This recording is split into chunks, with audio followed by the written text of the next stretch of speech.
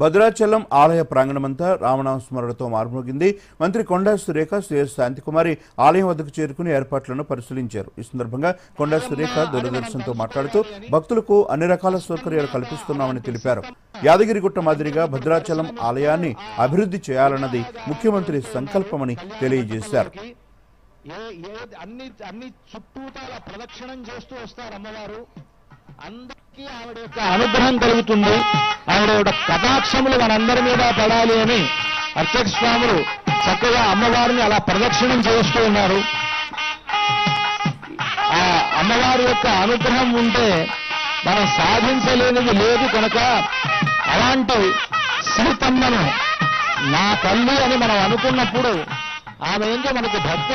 తెలంగాణనే కాదు, తెలుగు రాష్ట్రాల్లోని ప్రజలే కాకుండా ఇతర రాష్ట్రాల నుంచి కూడా పెద్ద ఎత్తున ఈ శ్రీరాముని కళ్యాణం చూసి మరి వాళ్లకు ఉన్న కోరికలు కోరుకొని మొక్కులు అప్పగించి వాళ్లకు ఒక మంచి భవిష్యత్తు వస్తుంది అనేటువంటి ఒక ఆలోచనతోటి ఇక్కడికి రావడం జరుగుతుంది.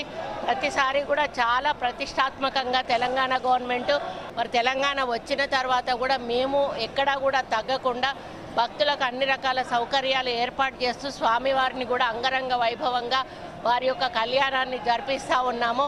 కాకపోతే ఈ గుడి ఇంకా అభివృద్ధి చెందాల్సిన అవసరం ఉన్నది. యాదగిరిగుట్ట ఏ విధంగా అయితే ఉందో అదే పద్ధతిలో ఈ గుడిని కూడా అభివృద్ధి చేయాలని ముఖ్యమంత్రి గారి సంకల్పము. స్వామివారికి ఎక్కడ ఇబ్బంది జరగకుండా, భక్తులకు ఎక్కడ ఇబ్బంది జరగకుండా అన్ని కార్యక్రమాలు కూడా మేము డిపార్ట్మెంట్ తరఫున ప్లస్ ఇక్కడ ఉన్నటువంటి సిబ్బంది అందరూ కూడా ప్రత్యేకంగా మరి శ్రద్ధ పెట్టి కార్యక్రమాలు చేయడం జరుగుతుంది.